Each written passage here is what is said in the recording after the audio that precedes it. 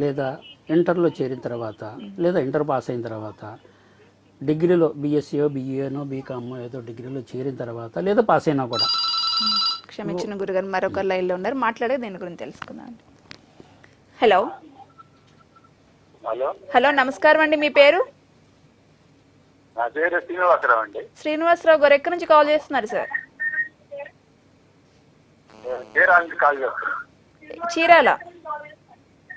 చీరాలండి. చీరాల, సరే sir. TV volume మ్యూట్లో పెట్టుకోండి, లేకపోతే బయటకు వచ్చి మాట్లాడండి. టీవీ చూస్తూ మాట్లాడకండి, డిస్టర్బెన్స్ వచ్చిందంటే మళ్ళీ లైన్ కట్ అవుతుంది. సార్ చెప్పండి, ఎవరి గురించి తెలుసుకోవాలి? నాకు ఈ మధ్య ఆరోగ్యం బాగోలేదండి. ఆరోగ్యం గురించి తెలుసుకోవాలి sir. Me date of birth చెప్తారా? హలో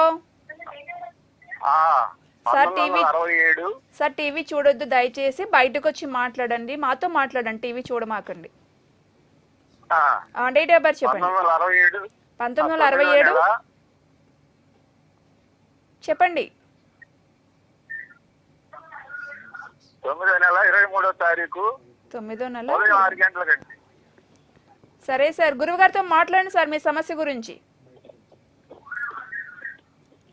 నమస్తే గురూజీ. నమస్తే అండి, చెప్పండి సమస్య ఏంటి? నాకు ఆరోగ్యం బాగోట్లేదండి. ఈ మధ్య కిడ్నీ డిసీజ్ వచ్చినాయి. ఏం డిసీజు? కిడ్నీలు తేడా వచ్చిందండి. కిడ్నీలా? చెప్పండి. కిడ్నీలు ఇన్ఫెక్షన్ వచ్చినాయండి. ఇన్ఫెక్షన్ అయిందా? అది ఆరోగ్యం బాగోట్లేదు. ఏమైనా బాగోద్దా లేదా అర్థం కావట్లేదండి. మీరు మత్తు పదార్థాలు తీసుకుంటారా? లేదండి, ఐబీపీ షుగర్ ఉంది, వాటి వల్ల వచ్చిందని చెప్పారు. అవునా? అయితే మీరేం చేస్తారంటే రావి ఆకులో ఇస్తరి ఉంటుంది. రావి ఆకుల ఇస్తరిలో 1.5 కిలో శనగలు పోసి ఉత్తర దిక్కున తిరిగి ఆ గుళ్ళో పూజారికి దానం ఇవ్వండి.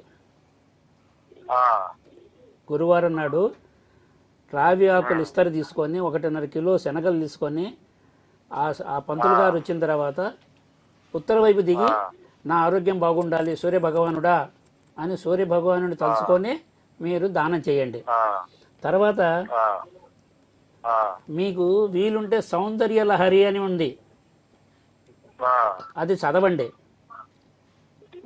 అది చదవలేకపోతే ఓం నమ శివాయ అనే మంత్రాన్ని మీరు ఖాళీగా ఉన్నప్పుడల్లా స్మరిస్తుండండి. ఓం నమ శివాయ,